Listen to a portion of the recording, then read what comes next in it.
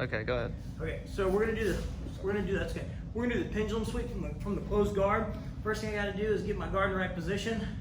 This is a lazy guard because posture up. When he postures up, yeah, like really posture. Yeah, see when he postures up, I don't have a lot of ability to pull him in. My butt's on the ground. You can see, turn sideways. Put your hip in.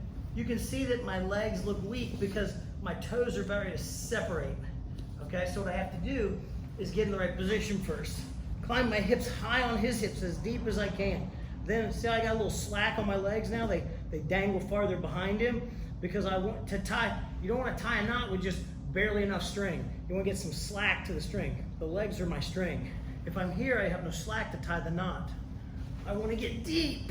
Deep as, I got short legs, so I got to get even deeper. Then when I get deep, right now there's no slack because see how my legs are kind of straight. No, go back. My legs are kind of straight.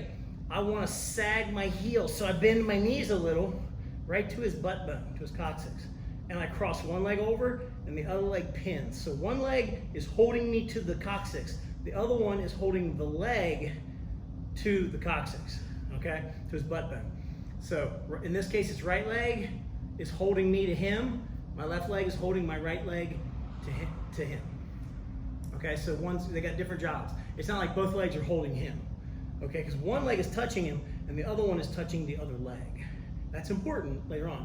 You can switch it, that's fine, but this is how you set up the guard. Now I still have space under here under my butt, so go ahead and posture up. This is a problem. I don't want him to do this, so I have to drop my butt down to attack his posture. So to do that, I put my heels by the coccyx, I suck my heels in right there, so my butt's starting to go under him. Go ahead and posture up. See how, posture back now. There you go.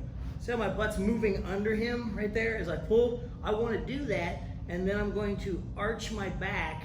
I've got my back arched, I'm going to drop my butt. And as I do that, if I keep my heels tight to his butt bone, he will rotate forward. If I give up space like this, if I loosen this outward, don't go. See, he won't go. Don't go unless I move you. Yeah, see, he won't go. But if I get this deep and put these heels here, arch my back, then I drop my butt, watch he'll move. A lot, okay? So he moved pretty good. So now what we're gonna do is turn this way so we're straight on the camera.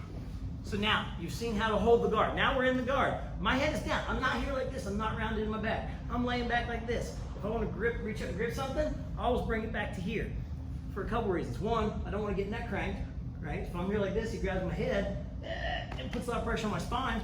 Two, if he's looking to punch me, whoa, I want to be as far away from that and as straighten my spine as I can to deal with it. I don't want to be here trying to look for a choke and get blindsided, okay? When he does that, go ahead. Whoa, so I move away, my shoulder really gets in the way. Goes to the other side. Whoa, he goes to punch me straight down the pipe. I don't want to lean into it, right? He said, whoa, I'm gonna move myself back, like get that out of my way. Okay, so this is our guard.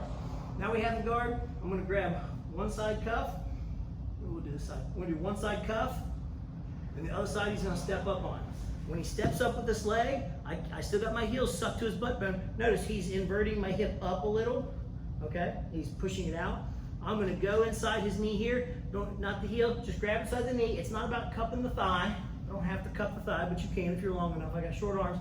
It's about taking this bone and sticking it behind his knee in that little tendon or ligament that runs behind the knee. I want to catch right there, and I'm not going to move his leg with my arm. That's not what I'm trying to do. What I'm going to do is I'm going to arch my back now.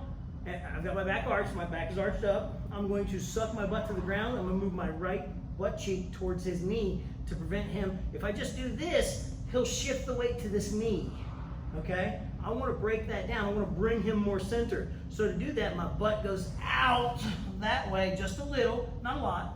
And he falls down, and his knee might go to the ground, but a lot of times, go back up. Stand back up. There you go. A lot of times what will happen is his knee will come onto me. Yeah, see, that's even better. But it's okay if it hits the ground too. We'll go here. Okay, because this is better leverage. Now it's not totally on me, it's like on my arm. His knee is on my arm or my shoulder. Okay, but you can see how he's leaning. And he's using this post. Okay? The mistake that I see is not a mistake, it's less efficient, I think. Is when a guy throws this leg out like this, swings it out and tries to pendulum sweep. If you can load the guy, it's great. But if he's got base and he puts his hips in, he'll just pass the leg. You may have had that happen before. So I don't want to do that. I want to be sucked in here. I'm going to press with my left leg. So what I'm going to do is I'm going to press towards his hip right here as the right leg straightens. Okay? Now, what I'm trying to do is lock this leg pressing into his hip and this wrist pulling into his knee to lock out the space between his hip and the backside of his knee so he cannot rotate or pull it out. Well, I don't want him to rotate his hips around me, okay? Like, go ahead and put your arm right behind my leg again. See, he's gonna, go ahead. He has to rotate those hips around me. I don't want that. So I have to lock that hip out. Now do it. See, he can't. Even if he can get back there. It's gonna be really hard if I got that pressure in that hip good, okay? So I'm locking that pressure. Now, the right leg is straightening. Now the right leg can swing out a little. But I have to have that lock in that hip. See how I'm lifting him? Now once I've lifted him up, you want to lean to the right shoulder. Once you lean to the right shoulder, you should be able to get up.